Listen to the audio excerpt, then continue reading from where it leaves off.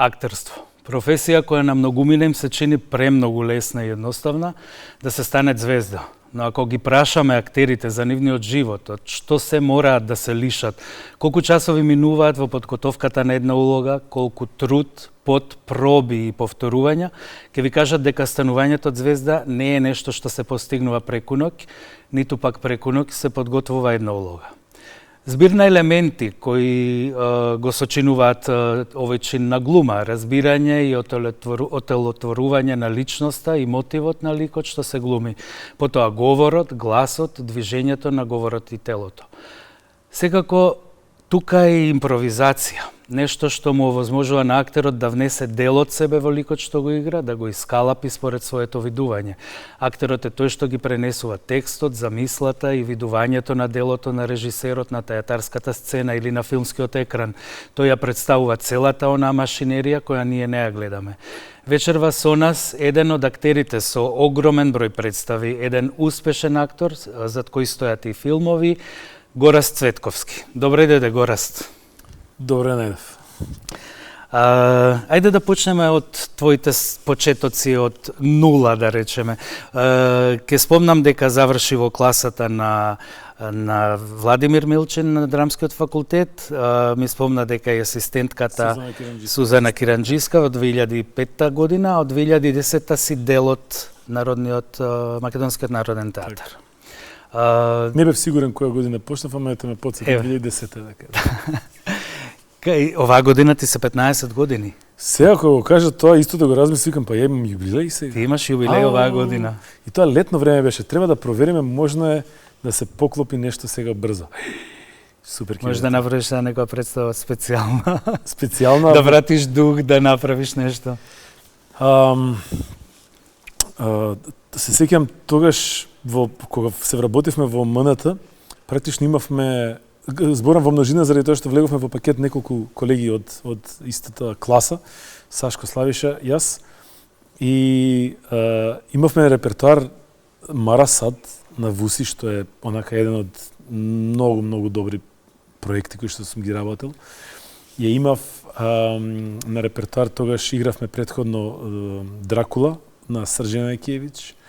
Тупаница полна со љубов беше оној мюзикл што го направивме по текст на Дејан Дуковски, јас, Сенко и Јелена. Имав Болва Вуво, така што министерка беше тогаш. Имаше така неколку представи кои што и текако ми оставија впечаток мене како човек. Иако можеби не беа најголемите представи, не знам, направени на сцената на театарот, но сега кога се враќам назад си викам, мајка, супер сум си поминал. Па не е малку сите овие представи што ги наброја за почеток, нели? Тоа беше пред да се вработиме, да. Пред да се вработите веќе? Да, бевме ние, одреден период бев на паушал таму, бев како чистачка вработен, пошто немаше простор за друго нешто, да, и нешто, пошто зашто да влеземе, да. И пред да влезам јас на платен список, практично мислам дека имав едно 4-5 представи во МНТ и 4-5 представи во Драмски. Да, да.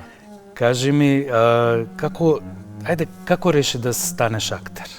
Кога си го откри оној талент дека можеш да глумиш, дека можеш да имаш други ликови во себе? Јас бев склапан за електраш, за програмер, за девелопер. Тоа ми е друга пасија која што ја носам во мене. И така бев и средно електроучев, ученик на генерација со сите почести, со пофалници, со надпревари.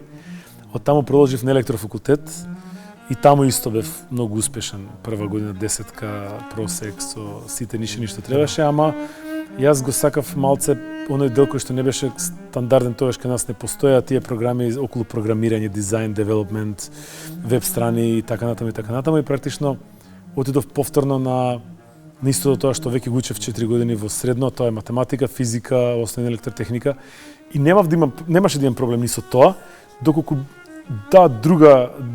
другата жет за програмирање и за компјутери ми беше заситена, но тоа го немаше во тие програми и практично изгубив секаков ентузијазм. И реши да смениш да отидеш на драмски? Паралелно, додека си бев јас на електро веќе, почнав да членувам во една аматерска дружина, се викаше Шприцер, кои што работеа во дом на градежници во центар.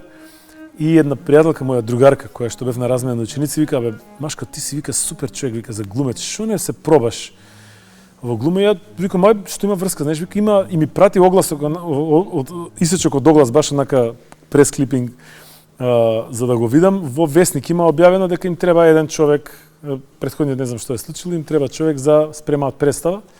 Отидов таму и 2 години, практично додека бев 3-та и 4-та средно, јас, односно 4-та и следната година, одев во аматерски театар и правевме представи за лица без маски, имавме 2 успешни убави проекти дружење и после тоа така некако кога дојде моментот со електро, прво не завршив, едноставно почна да размислувам за да сменам насока.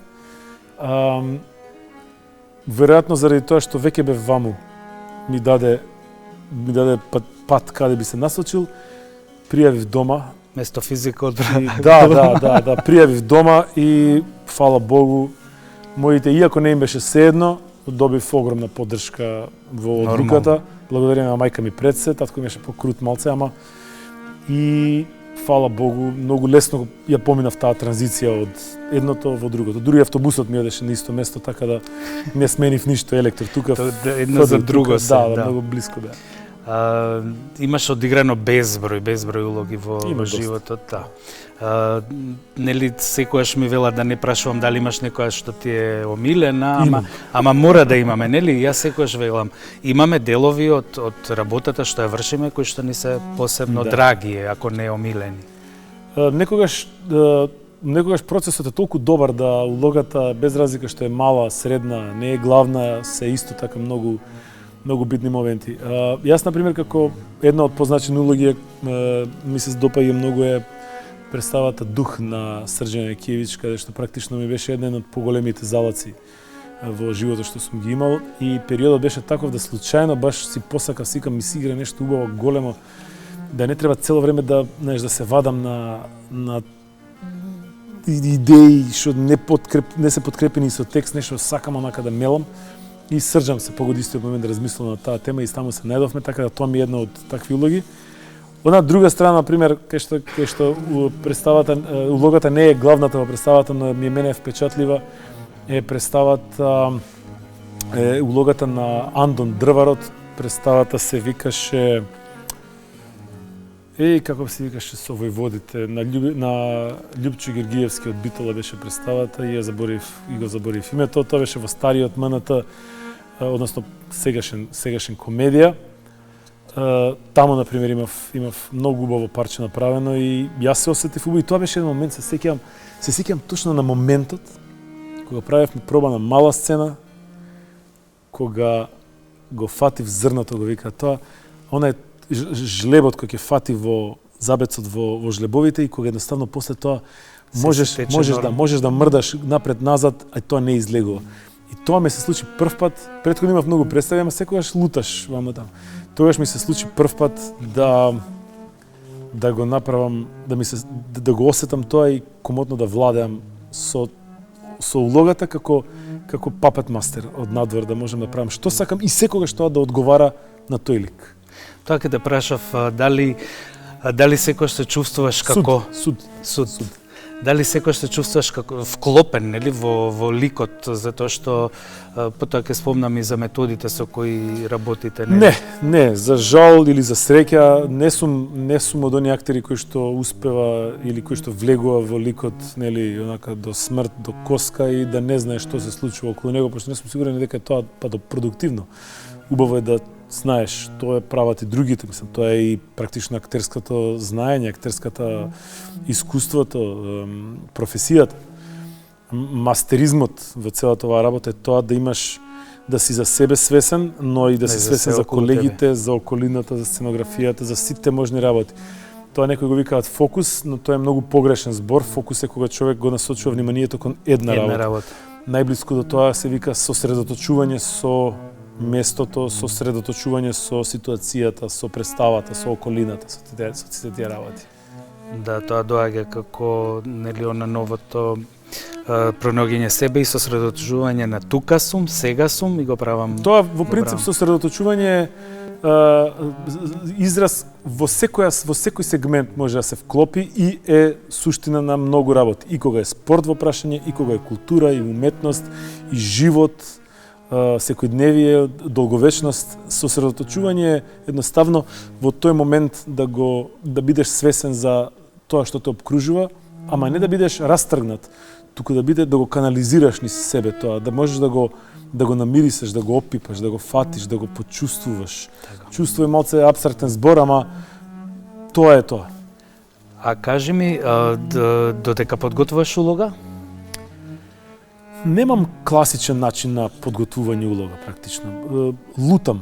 Многу често лутам. Текстот го учиш на памет како? Немам проблем со текст. Дури и голем текст кога имам, во текот на пробите го фаќам. Текстот ми се врзува со текстот на партнерот. Текстот ми се врзува со мизансценот што го правам, ми се врзува со сценографија, со костимографија, практично движење, тука зборувам ова тука. Мизансценот, едно со друго ми се поклопуваат. Знам кој мизансцен треба да го направам благодарение на тоа што текст кажувам и обратно. Текстот го кажувам благодарение на тоа дека знам што во моментот правам. И така да тоа е едно перпетум мобиле, си работи само по себе. Не сум, например, метод актер па да речеш да влезеш и да паднам у депресија дека ликот е тажен или ако е некој ексцентрик да треба јас да почнам да станувам, не сум Джим Кери да речеме во што страдаат со живот, нели во приватниот живот. Таков тип на актерство кој што е многу тешко и многу често вродува со онакви монструозни, безпрекорни творби во целата работа.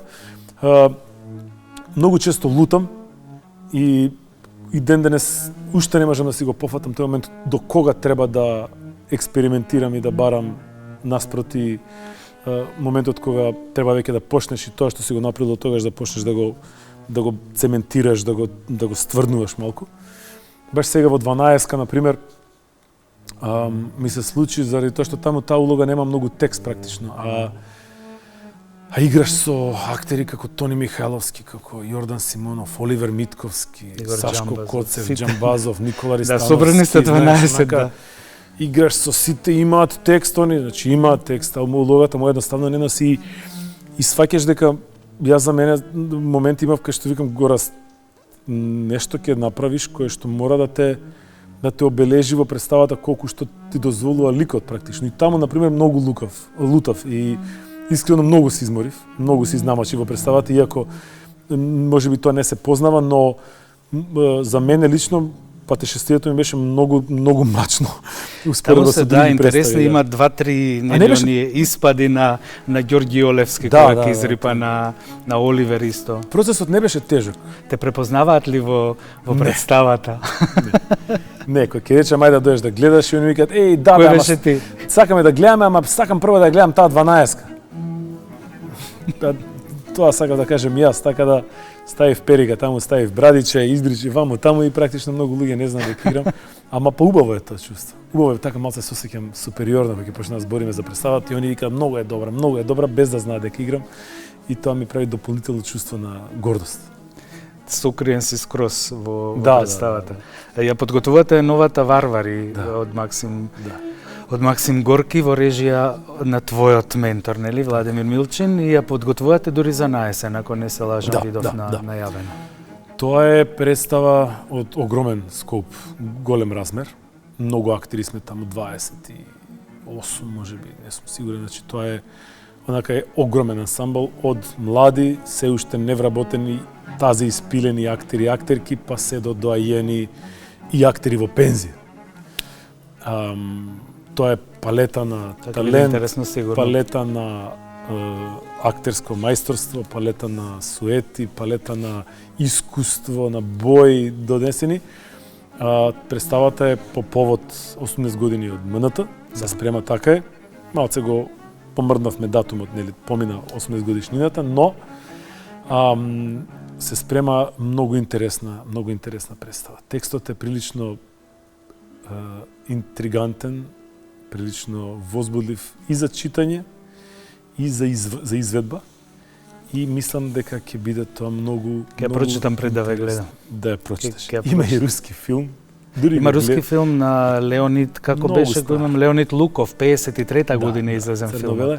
Ја, например, јас 12-ка ја немам гледано, ниту представа, ниту филмовите два, ништо од тоа немам. Филмот го имам гледано пред... Ништо, само знам дека е многу добар и дека тоаш кога излезе беше хит и едноставно тоа ништо немам гледано и така ја поминав целата представа и целиот процес без секунда туѓи материјал да видам.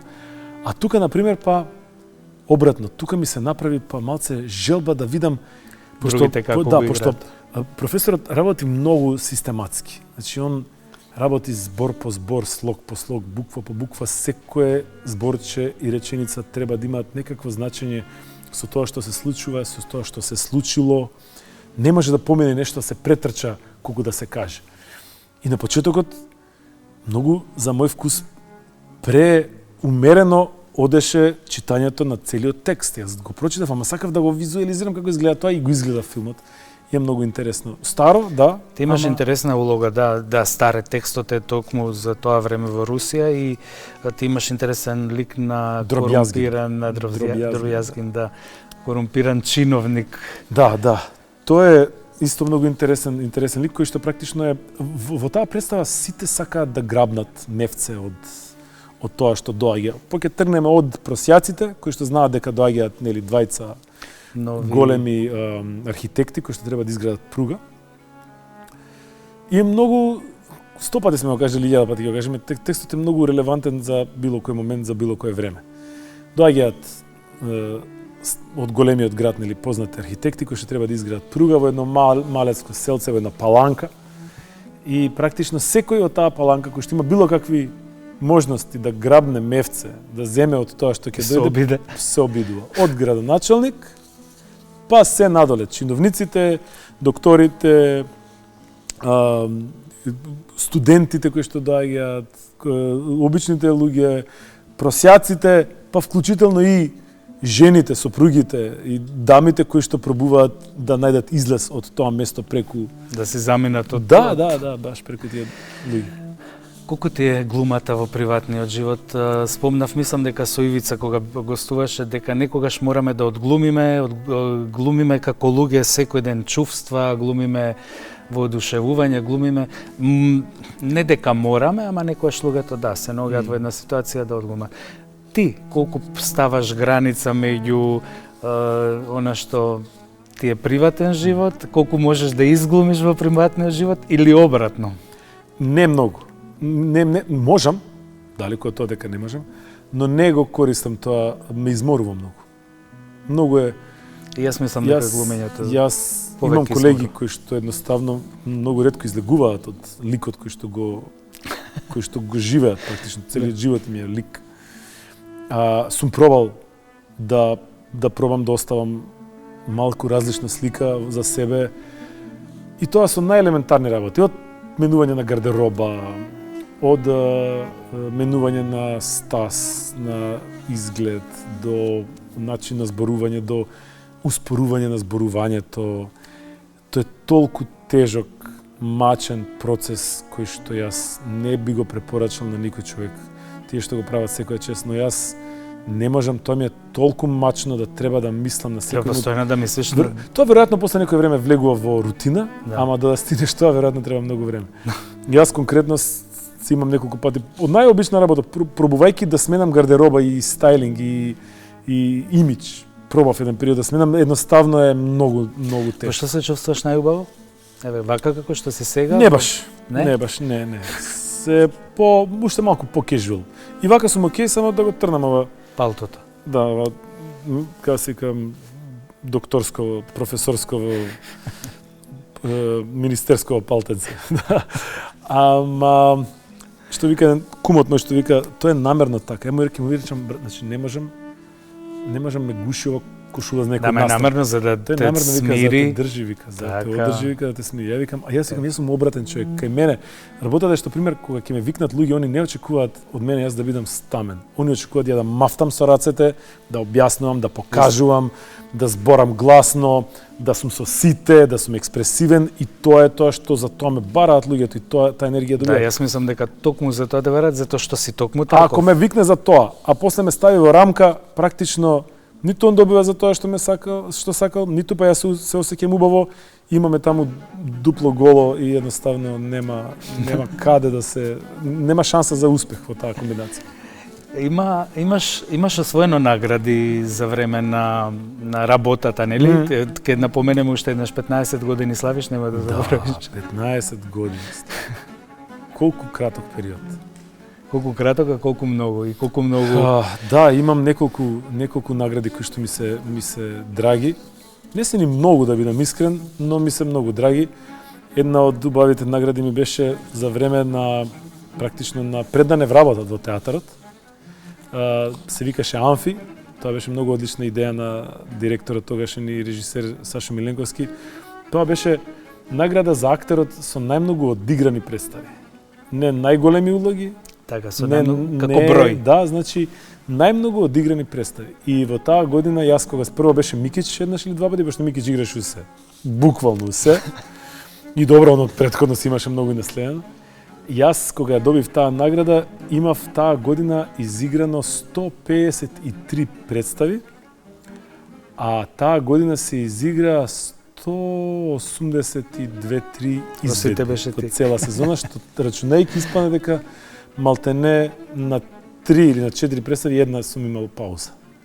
Така што таа ми е многу мила. Потоа мислам дека следната година добив за Златна бубамара на популарноста и тоа ми беше исто, не бев спремен за тоа.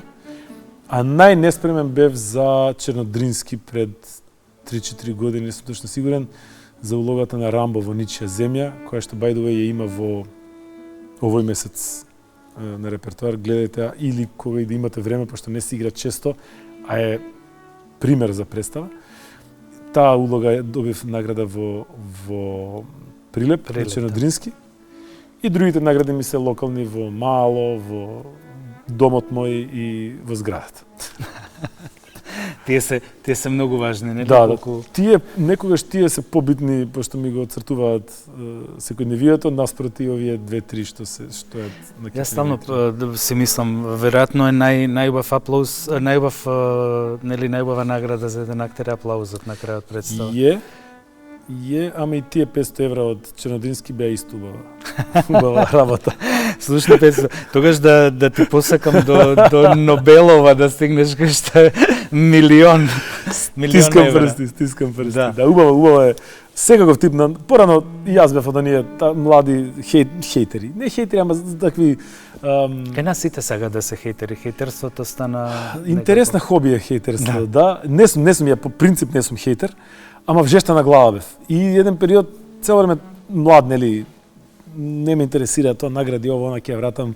Уште во средна школа имам вратено книжка на средно, на полугодие, заради тоа што наставничката видела дека ми се сите петки, и иако не заслужував петка, четврка имав, ми ставила петка.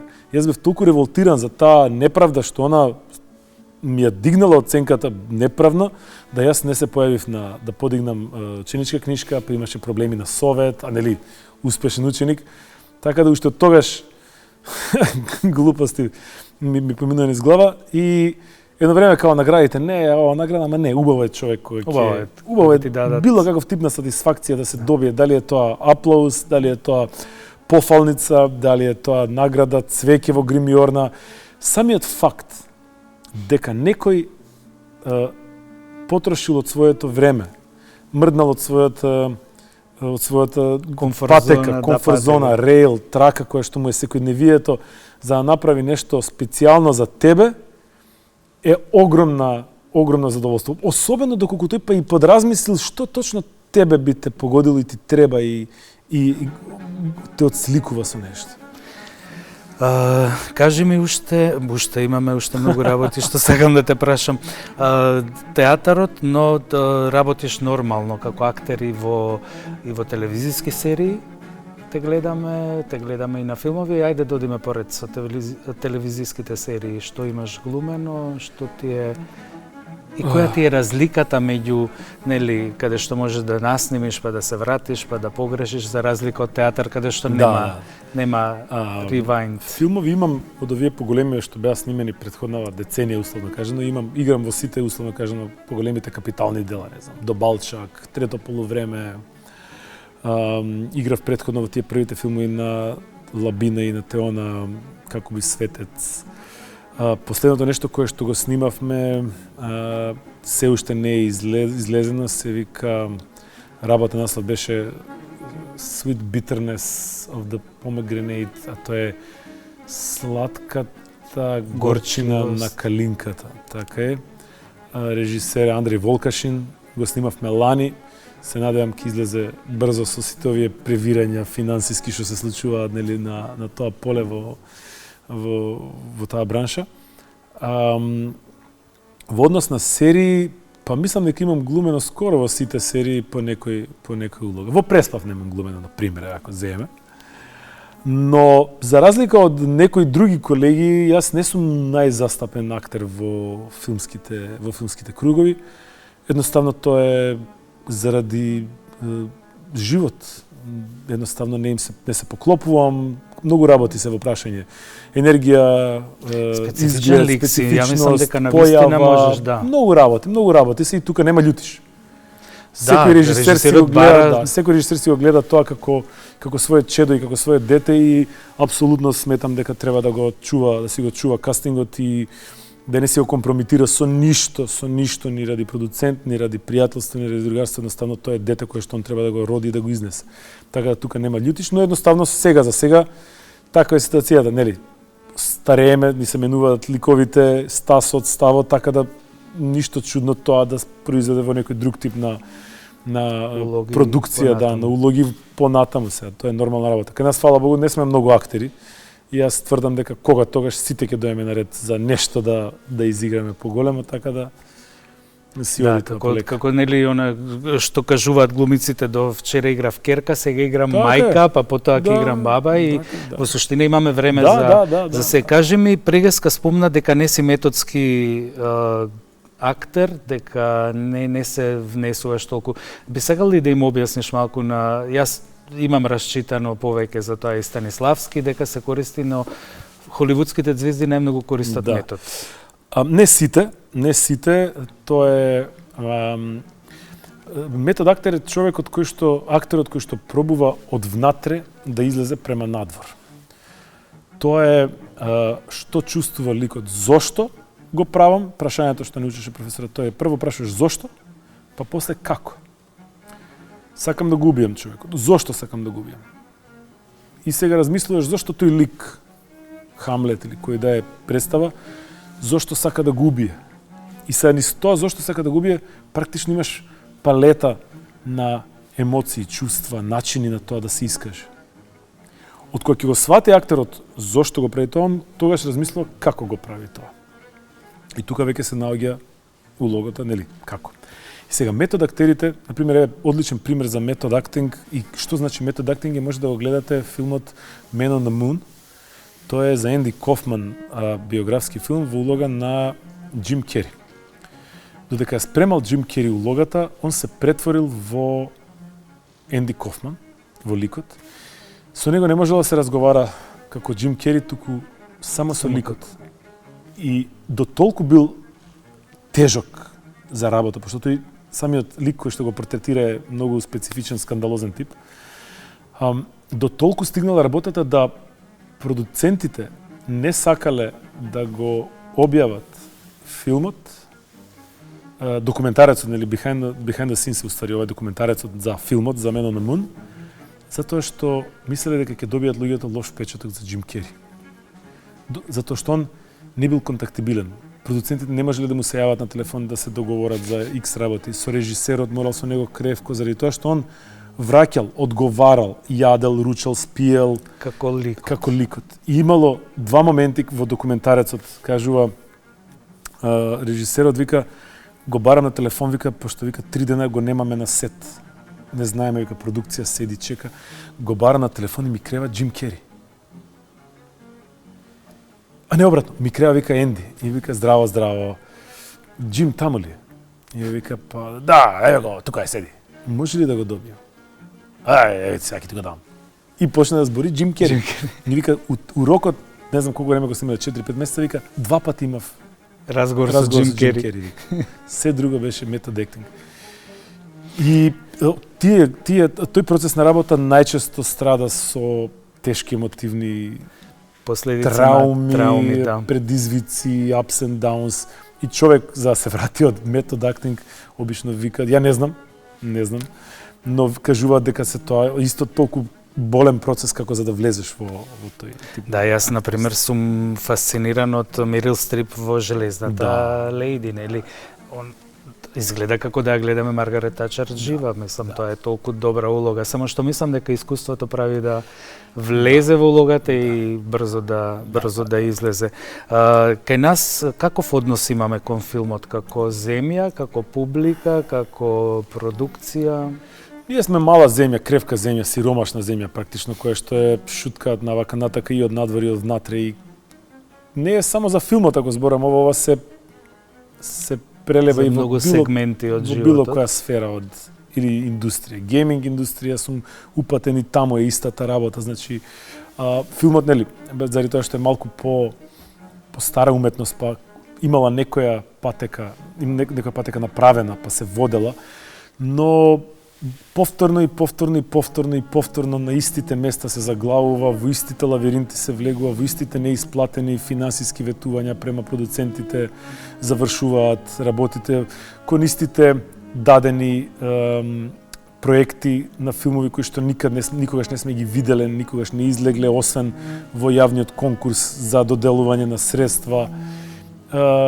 Влегуваме цело време во една, и филмовите кои што се прават многу често влегуваат во една тематика, во една тешка филозофија, една тешка драма, а упорно се докажува неколку пати дека ќе дојдат духовити, смешни, убави филмови, лесни за гледање и тие поминуваат многу убаво во кај публиката, но сепак, нели, секој режисер сака да отиде од тука на Санденс, Оскар.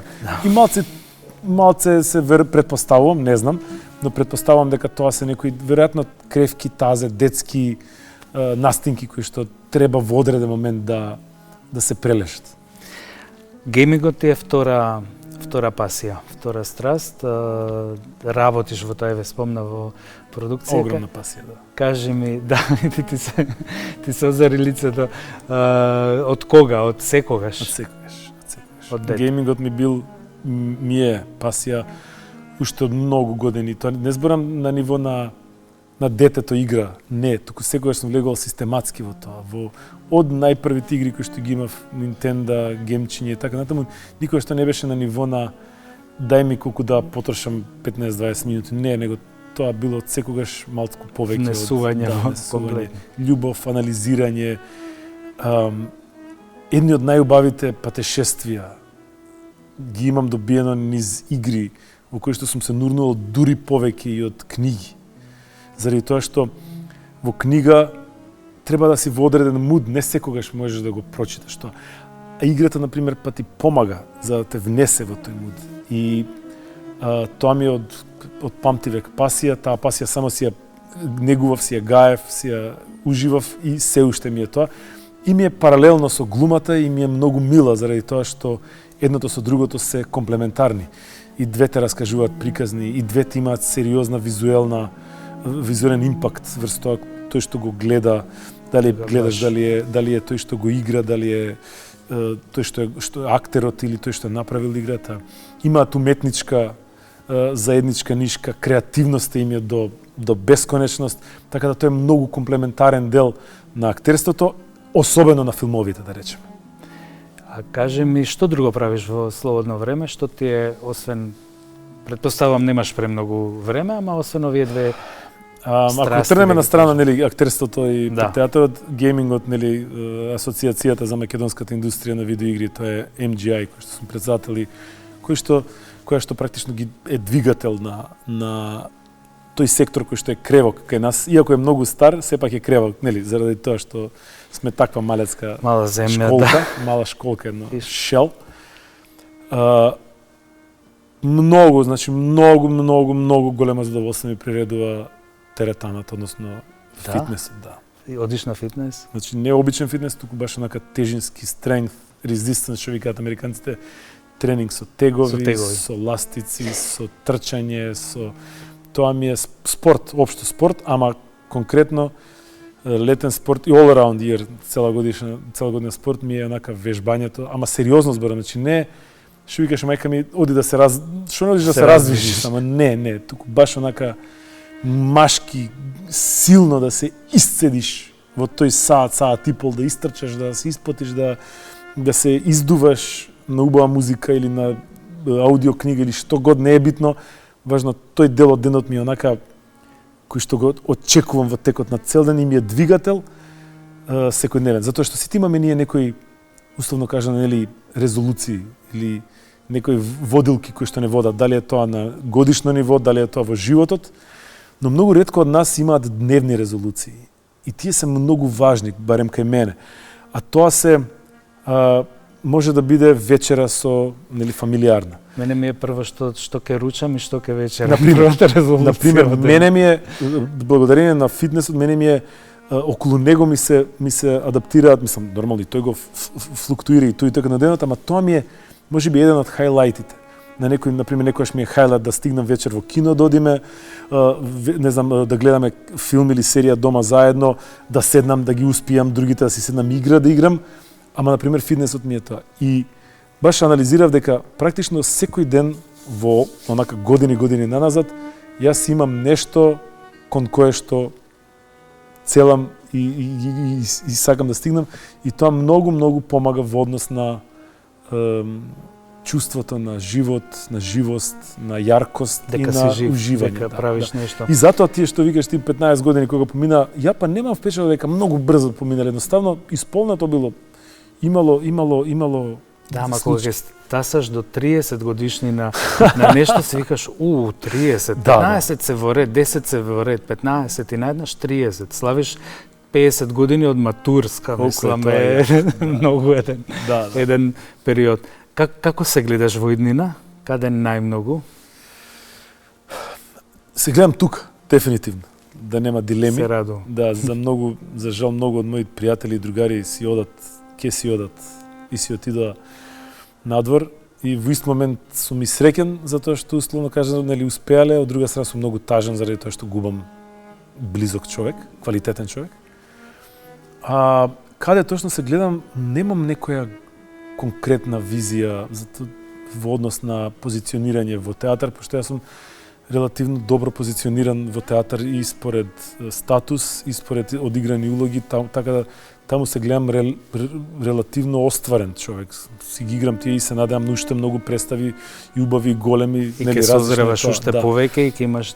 Можеби би сакал малку повеќе да се посветам и да имам шанса на филм, заради тоа што тоа е многу друга филозофија е филмот, заради тоа што во филмот